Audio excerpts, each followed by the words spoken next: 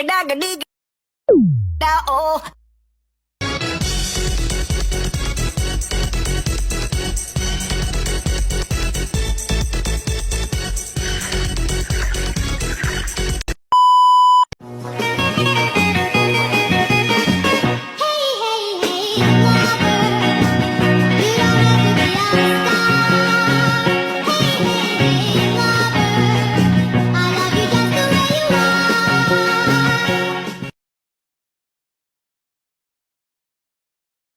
Pernah nggak sih lo ngerasa terlalu dikendaliin sama kekurangan-kekurangan yang lo rasain di hidup lo?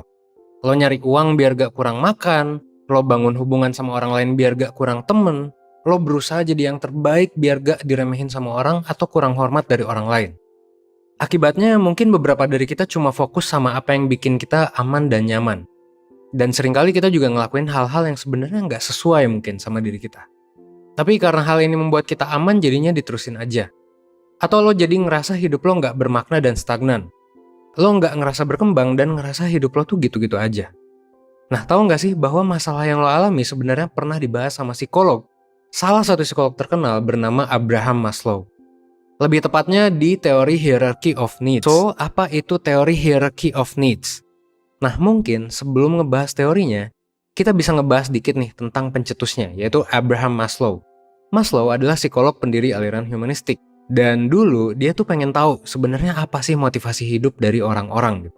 Akhirnya dia nyari tahu hal-hal apa aja nih yang bisa ngebuat hidup seseorang itu bahagia, meaningful gitu ya, dan apa yang bisa dilakuin demi mencapainya. Nah, Maslow itu menganggap ilmu psikologi bisa menjawab pertanyaan itu, yang sebenarnya waktu itu mungkin belum bisa terjawab sama ilmu lain.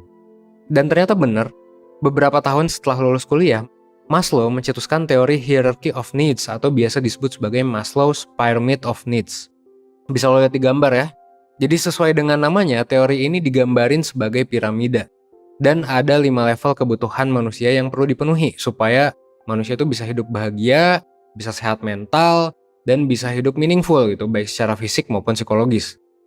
Untuk bisa lanjut ke level yang lebih atas, kalau menurut Maslow ya, kebutuhan di level bawah itu memang itu sedikit banyak harus terpenuhi dulu. Kenapa? Karena level-level bawah memang paling dasar untuk bertahan hidup. Well, gak 100% tercapai juga gak apa-apa.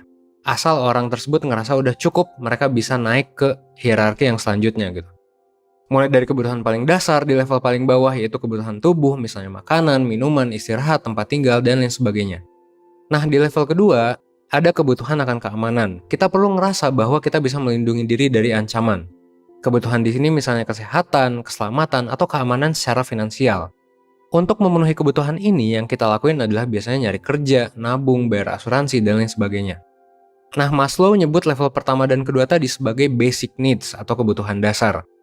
Nah, lanjut ke level ketiga, ini ada seputar hubungan sosial, yaitu kebutuhan akan cinta dan penerimaan dari orang lain. Yang bisa ngemuasin kebutuhan ini biasanya adalah keluarga, teman, pacar, komunitas gitu.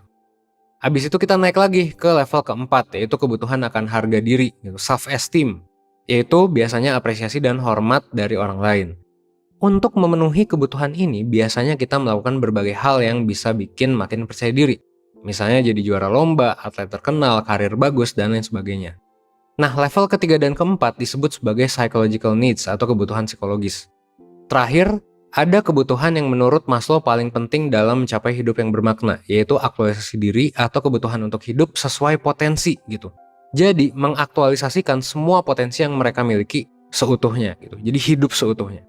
Nah, di dalam tulisannya, Maslow sendiri bilang bahwa sebenarnya kita harus berdamai dengan diri sendiri dan menjadi apa yang dikehendaki pada kita gitu. Dengan kata lain, tiap orang tuh sebenarnya harus tahu apa yang pengen dilakuin dan mendalami hal yang pengen dilakuin gitu. Nah, selain dikelompokin jadi kebutuhan dasar dan psikologis, Maslow juga mengelompokkan kebutuhan-kebutuhan ini berdasarkan motivasi kita untuk mencapainya. Jadi gini, 4 kebutuhan terbawah, kebutuhan tubuh, keamanan, cinta, dan self-esteem itu masuk ke dalam kategori kebutuhan yang didorong sama adanya rasa gak puas. Rasa bahwa lo kekurangan sesuatu atau singkatnya, rasa takut dan cemas. Misalnya lo makan karena lapar, pengen dihormati karena takut diremehin, pengen dicintai karena takut sendirian. Motivasi ini sebenarnya disebut sebagai D-needs atau deficiency needs. Atau lo butuh karena memang lo ngerasa kurang. Nah, yang satu paling atas, aktualisasi diri, itu dikendaliinnya sama perasaan di mana lo pengen hidup sesuai dengan potensi lo. Jadi tujuan lo tuh nggak cuman untuk merasa aman aja, tapi juga untuk merasa puas karena udah berusaha mengembangkan potensi lo. Motivasi ini disebut sebagai be needs atau being needs, yaitu kebutuhan untuk menjalani hidup yang sesuai dengan potensi. Well, sebenarnya mungkin teori ini kelihatan simpel dan udah jelas juga bahwa kita memang butuh hal-hal yang disebutin gitu. Tapi pada kenyataannya seringkali orang-orang nggak sadar bahwa kita butuh hal-hal tersebut secara seimbang. Maksudnya gimana? Jadi gini, ada orang-orang yang bersikap gak acuh sama kondisi finansial mereka dan cuma fokus ngelakuin apa yang dia rasa ngebuatnya bahagia. Tapi di sisi lain ada juga orang-orang yang terlalu materialistis, sangat materialistis gitu ya, sangat fokus sama pekerjaan, gaji, uang, dan lain sebagainya, dan mungkin mengabaikan kebahagiaan mereka. Nah, menurut Maslow, sebenarnya gaya hidup keduanya itu bisa dibilang salah. Kita perlu sadar bahwa hal material dan psikologis harusnya seimbang. Kalau menurut Maslow ya, kita bisa ngerasa bahagia dan punya karir bagus di saat yang sama gitu. Karena emang pada dasarnya kita butuh kerjaan yang bisa menghidupi kita, sambil kita juga ngelakuin apa yang sesuai potensi diri kita sebagai usaha memaknai hidup. Selain itu, lo juga mungkin secara gak sadar lebih sering dimotivasi sama D needs dibandingkan sama B needs. Sehingga lo cuma fokus sama gimana biar ngerasa aman dan nyaman, padahal secara gak sadar, lo juga sebenarnya perlu untuk memenuhi kebutuhan lo akan aktualisasi diri. Nah, bisa jadi karena hal-hal inilah lo ngerasa hidup lo tuh gak bermakna dan mungkin gak berkembang gitu. Terus gimana cara buat lo mengaplikasikan teori ini biar lo bisa hidup seutuhnya? Well, ada beberapa tips yang bisa gue kasih. Pertama, lo bisa jadi fleksibel tapi juga stabil gitu, jadi seimbang. Teori piramida kebutuhan Maslow ini nekenin bahwa lo butuh ngelakuin hal-hal yang lo pengen untuk aktualisasi diri. Tapi di saat yang sama lo juga butuh hal-hal materialistis, kayak misalnya uang, makanan yang cukup, kesehatan, dan lain sebagainya. Singkatnya, lo butuh berkembang tapi juga butuh ngerasa aman. Nah, cara mencapai kedua hal ini adalah dengan satu, memiliki goals yang stabil, dan yang kedua, tetap fleksibel dalam mengeksplor diri. Maksudnya gimana? Goals yang stabil berarti lo mengetahui keinginan lo supaya lo gak terombang-ambing sama perkembangan yang ada di sekitar lo, atau pendapat orang-orang lain. Jadi, lo perlu tahu apa aja nilai dan tujuan yang lo pegang, biar lo yakin bahwa lo udah punya apa yang dibutuhin untuk mengembangkan diri. Banyak orang gak tahu nilai apa yang mereka pegang, sehingga jadinya ya, mereka gak pernah ngerasa aman atau ngerasa cukup. Selalu ngerasa kurang, ngerasa hampa gitu. Misalnya ngelihat orang lain nilainya lebih bagus, langsung ngerasa bodoh. Atau ngelihat orang lain gajinya lebih gede, langsung ngerasa miskin. Padahal tiap orang punya tujuan dan nilai yang beda. Jadi usaha yang dilakukan juga beda-beda. Nah, kalau fleksibilitas artinya lo mau mengekspos diri lo ke berbagai pengalaman dan apa yang tersedia buat lo. Cara lo tahu potensi lo adalah dengan bertanya ke diri lo sendiri. Apa sih hal yang paling mendominasi hidup dan pikiran lo selama ini? Banyak orang, mungkin termasuk lo, udah punya potensi. Udah punya minat, bakat di suatu bidang tertentu. Cuman secara gak sadar, menolak aja gitu untuk menghidupinya gitu. Atau gak dilakuin aja, karena ngerasa potensinya tuh gak bisa dijadiin kerjaan. Atau misal takut sama pendapat orang, dan lain sebagainya. Nah, ketika lo udah sadar apa yang mungkin jadi potensi lo, pilihlah pengalaman-pengalaman yang berkaitan dan membuat lo merasa antusias. Dalam prosesnya, lo bisa coba biarin pengalaman itu ngebawa lo ke pengalaman-pengalaman baru yang lo rasa sesuai sama diri lo. Itu tips yang pertama. Yang kedua, ketahuilah apa kelebihan-kelebihan lo dan gunakan hal-hal tersebut. Penelitian udah ngebuktiin bahwa dengan melakukan hal ini, lo bakalan ngerasa lebih aktif dan ngejalanin hidup dan memilih pilihan-pilihan yang sesuai dengan diri lo. Jadi lo gak ngerasa terasingkan dari diri sendiri gitu. 1% pernah ngebahas tentang gimana cara tahu kelebihan diri, dan lo bisa cek di video YouTube sebelumnya yang berjudul Cara Menemukan Kelebihan Diri. Nah, dalam proses menggunakan kelebihan-kelebihan lo, jangan lupa juga untuk dikembangin gitu. Maksudnya gimana? Jadi jangan lupa juga buat ngambil resiko dan hadapi tantangan-tantangan yang ada. Walaupun kadang tantangan itu ngebuat lo takut, cemas, atau ragu. Tapi ingat aja bahwa lo memang butuh untuk mengaktualisasikan diri. Jadi hal-hal sulit memang harus dilalui. Well, tapi tenang aja, karena nggak seharusnya juga kok lo 100% termotivasi sama pengembangan diri dan mengambil resiko tanpa pertimbangan yang matang gitu. Pada dasarnya lo juga butuh rasa aman, cuman proporsi keduanya memang berbeda. Kalau kata Maslow, kebutuhan aktualisasi itu cenderung lebih penting daripada kebutuhan untuk merasa aman. Kalau lo bingung, memang ya balik lagi aja ke piramidanya. Kalau lo udah ngerasa memenuhi kebutuhan dasar, berarti alasan lo takut mungkin simply karena lo gak mau keluar dari zona nyaman. Kalau gini ya lebih baik lo beraniin diri dan hadapi tantangan yang ada. Kalau setelah nonton video-video dan nyoba sendiri lo masih susah nih, masih kesulitan, untuk menemukan kelebihan dan nilai yang lo pegang, lo sebenarnya bisa coba untuk mengedukasi diri lo dengan ikut mentoring 1%. Nah, saat mentoring, biasanya ya, gue selaku mentor bakalan ngasih klien gue worksheet yang bisa menyadarkan apa aja kelebihan yang mereka punya selama ini. Contohnya self-knowledge worksheet atau personal values worksheet. Supaya apa? Supaya mereka tahu nilai dan prinsip apa yang mereka pegang. Selain worksheet, lo juga bisa dapat pandangan objektif mengenai masalah lo dari mentor 1%. Lo bisa dapat tes-tes psikologis, sekalian interpretasi dan juga insights-nya. Mentoring ini datang dalam banyak paket dan cara bayarnya juga banyak. Bahkan lo bisa bayar pakai GoPay Pay Later misalnya. Kalau lo lagi gak punya uang sekarang gitu. So, kalau misalnya lo mau tahu lebih lanjut, silakan lo bisa cek link di description box buat ngeliat lebih lanjut gitu ya, paket-paketnya. Lo dapat apa aja, karena bakal dapat banyak sih, psikotes, worksheet, dan lain sebagainya. Nah, tips yang kedua itu kayak gitu. Yang ketiga, lo bisa coba sadari konflik internal yang lo miliki. Apakah lo udah ngelakuin hal yang pengen lo lakuin? Kalau lo masih hidup di jalan yang sebenarnya lo gak inginkan, lo bakalan sulit mengekspresikan diri lo. Bayangin gini, ketika lo terpaksa ngelakuin suatu hal, ada kemungkinan besar lo ngerasa gak jadi diri sendiri dan gak punya kebebasan gitu. Padahal menurut penelitian, ekspresi diri dan perasaan bahwa lo punya kebebasan itu penting banget lo punya gitu. Biar apa? Biar lo mampu memilih hal yang membuat lo berkembang, bukan sekedar fokus ngurangin rasa takut doang. Nah, dari tadi kan kita udah bahas banyak nih tentang teori piramida kebutuhan ya, hierarchy of needs oleh Maslow. Mulai dari artinya, pembagiannya, sampai ke gimana aplikasinya dalam kehidupan sehari-hari lo. Nah, terakhir gue pengen mengutip kata-kata Maslow yang mungkin bakal menginspirasi lo. Nah, lo bisa baca ya. A musician must make music. An artist must paint. A poet must write. If he is to be ultimately at peace with himself. Artinya, kalau lo mau merasa damai dengan diri lo sendiri, ya lo lakuin lah hal-hal yang sesuai dengan potensi lo. Oke?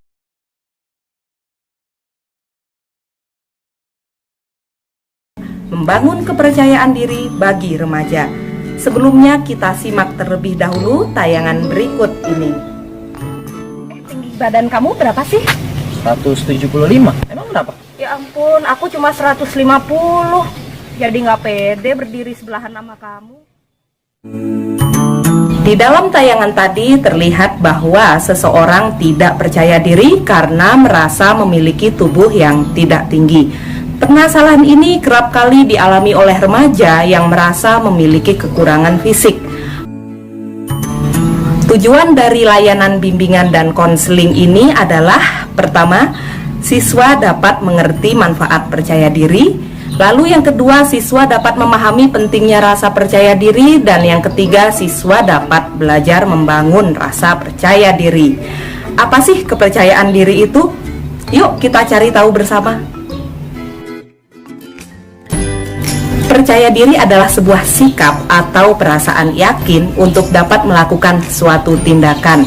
Bagaimana orang bisa melihat diri kita itu menarik jika di dalam diri kita sendiri sering timbul pemikiran-pemikiran negatif seperti, kok kulit aku gelap ya? Kok badan aku terlalu kurus sih? Atau sebaliknya, badan aku kan gendut banget jadi pasti jelek kalau tampil. Sahabat rumah belajar, tolak ukur kepercayaan diri bukanlah kepintaran, fisik yang keren maupun uang jajan yang banyak, melainkan cara kita menghargai diri sendiri. Jika kita simak di televisi, seorang pelawak pun bisa tampil percaya diri tanpa perlu mengandalkan fisik. Sekarang kita akan membahas mengenai manfaat percaya diri. Apa aja sih manfaatnya? Ya, yang pertama, kamu lebih mudah beradaptasi. Sebagai contoh, ketika kenaikan kelas dan kelasnya itu diacak, kamu tidak masalah karena yang ada di dalam pikiran kamu nantinya, kamu akan menemukan teman baru yang mengasihkan. Yang kedua, kamu lebih sanggup menjalani tantangan. Ketika guru memberikan sebuah tugas yang sulit, kamu tidak mudah menyerah dan berusaha untuk mengerjakannya terlebih dahulu. Yang ketiga, menjadikan kamu sebagai pribadi yang mandiri. Dan yang keempat, kamu bisa melihat kelebihan yang ada di dalam diri kamu secara positif. Untuk poin yang keempat ini harus terus-menerus kamu gali agar bisa meningkatkan rasa percaya diri yang kamu miliki.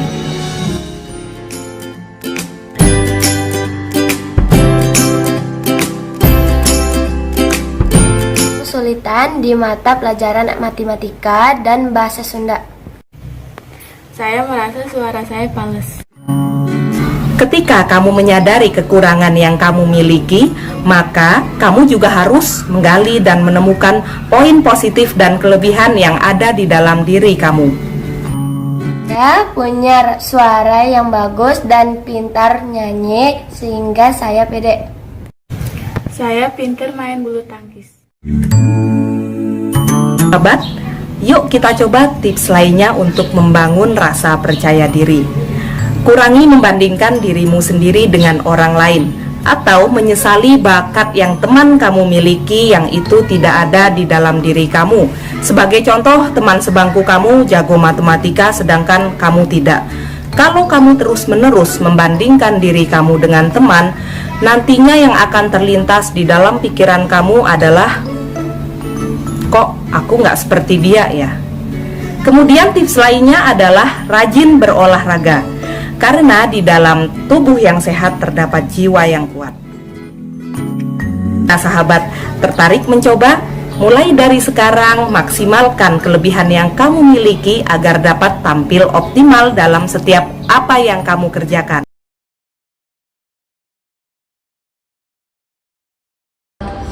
Selamat pagi semua. Pagi. Ibu senang bertemu kalian hari ini. Sebelum kita mulai, kita berdoa dulu ya. Berdoa sesuai dengan kepercayaan masing-masing.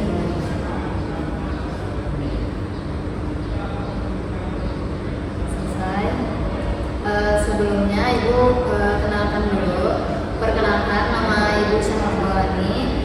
Ibu di sini sebagai konselor untuk mendampingi kalian selama sesi konseling ini. Sebelum ke materi lebih dalam, boleh kalian kenalkan dulu sama perkenalkan nama sama kelas. Mulai dari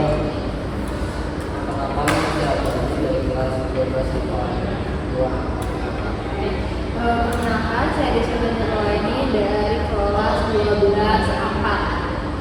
Perkenalkan, saya dari kelas IPA 1.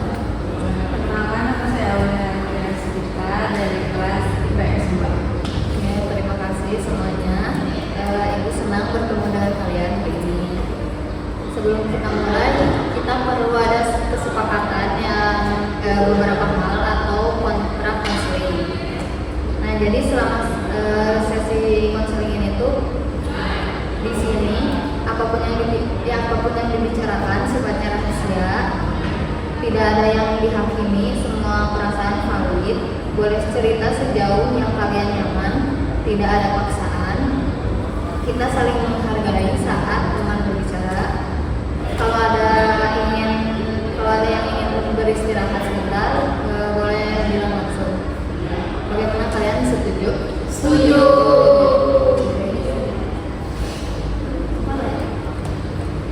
Sebelum ke perasaan yang lebih dalam, pagi ini kalian datang ke sini dengan perasaan bagaimana? Lumayan baik. Baik. 50-50 lah. Berarti berbeda-bedanya, ada yang baik, ada yang 50-50. Terima kasih. Itu sudah langkah awal untuk mengenal diri kalian sendiri. Sekarang Ibu ingin tahu dulu, belakangan ini apa sih yang kalian rasain?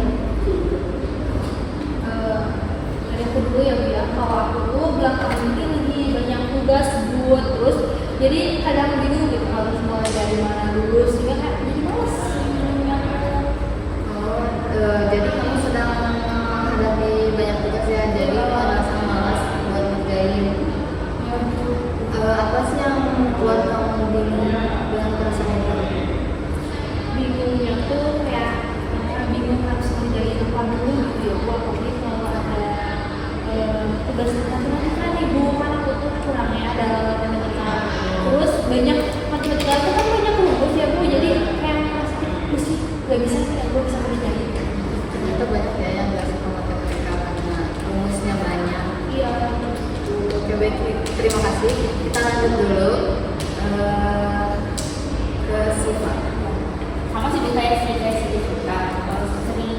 apalagi ngeliat teman-teman kan nih udah belum ngerjain aja udah ngeliat yang suka musik, jadi dari awal sebelum ngerjain udah kayak pesimis gitu.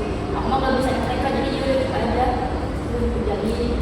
Jadi kamu merasa pusing Ya, dan sulit fokus ya. Oke, kita lanjut dulu ke Abdul. Saya lagi bingung tuh, teman dekat saya yang jauh saya nggak tahu ngapain. belum mandi Bu. Apa perbuatan yang membuat kamu tuh jadi bingung? Ya, saya kayak nggak punya salah aja, tapi langsung menjauhi gitu, tidak tahu itu masalahnya. Kalau ada ngomong ke saya, Oh, jadi tiba-tiba ya jauh gitu ya. Kita lanjut dulu ke Vivi. Saya sih akhir-akhir ini kurang percaya diri Bu. Terus di kelas sekarang. Kapan sih hal itu tuh muncul? Kalau disuruh maju sih Bu, atau kayaknya tiba-tiba karena kayak ada Jadi kamu tuh kurang percaya diri ya. Jadi itu sebenarnya kalian udah mau berbagi dengan keluarga kita. Nah, setiap perasaan yang kalian bawa itu penting. Capek, gelisah, bingung, kurang percaya diri, itu tuh semuanya hal yang manusiawi. Yang kalian rasakan tuh bukan hal aneh. Jadi kalian tidak hanya merasakan hal itu tuh sendiri. Seperti Desita merasa capek. Nah, itu tuh hal yang wajar, gak apa-apa gitu merasa capek. Itu tandanya Desita tuh udah berusaha sesuai dengan kemampuan Desita. Kadang tuh kita butuh berhenti sebentar agar badan kita tuh enggak kewalahan. Nah, terus ada seperti Siva merasa gelisah atau kurang percaya diri, itu juga hal yang wajar. Itu tuh menunjukkan kalau Siva itu udah peduli gitu. Kamu juga ingin ngelakuin hal yang terbaik. Terus Abdul ngerasa kalau teman Abdul tuh tiba-tiba berubah kan. Nah, pertemanan tuh emang selalu berubah-ubah. Bingung itu hal yang wajar, yang gak apa-apa gitu. Berarti kamu tuh udah mencoba memahami hubungan pertemanan itu. Terus kayak perasaannya takut salah atau kurang percaya diri, itu juga hal yang jangan ngerasa kalau itu tuh hal yang paling jelek. Enggak ya. Dengan kamu cerita hari ini juga itu udah hal yang udah langkah besar yang kamu lakuin. Baik, kita setelah dengar dari teman kalian, Ibu ingin kita tuh berhenti sebentar dan merenung bersama. Coba kalian rasakan waktu kalian hapus kalian dan pikiran kalian dari cerita tadi. Ada hal yang sama seperti kalian rasanya kayak itu sedang berusaha keras menghadapi situasi yang tidak mudah, dan setiap orang punya bebannya sendiri. Nah, bisa kalian mendengar satu sama lain, apa sih yang kalian rasakan? Boleh dari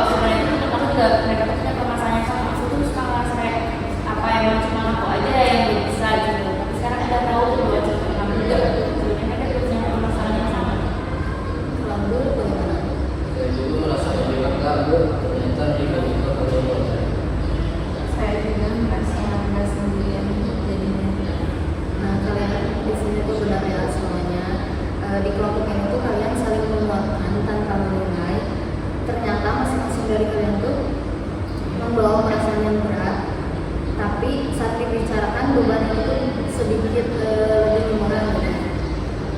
Kalian tuh hari ini menunjukkan bahwa semua orang punya kemampuan masing-masing untuk memahami diri sendiri. Nah, di sini ibu juga ibu hanya membantu melakukan jawaban sebenarnya yang sudah ada dalam diri kalian. Sebelum kita tutup, ibu pengen kalian pilih salah satu kalimat sederhana yang ingin kalian bawa pulang gitu. Tidak perlu panjang, cukup satu kalimat aja yang terasa pas untuk diri kalian sendiri. Bu,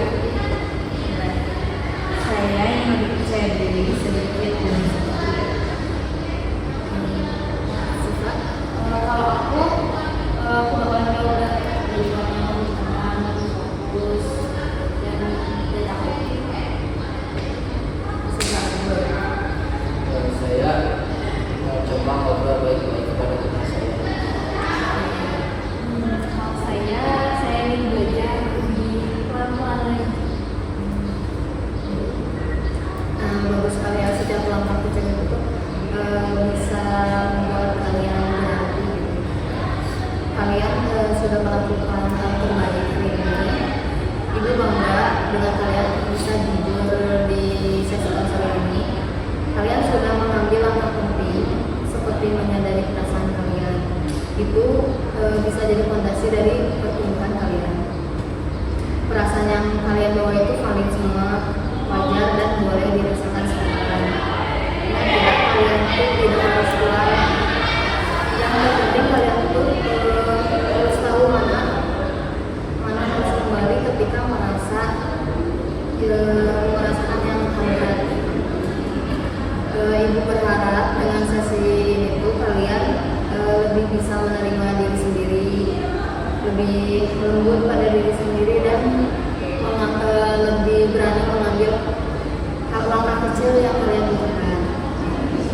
Terima kasih ya sudah hadir di sesi ini. Nanti ibu bisa lihat perkembangan kalian di minggu selanjutnya. Jangan ragu juga buat datang kembali kalau kalian butuh. Sampai ketemu di sesi berikutnya. Wassalamualaikum.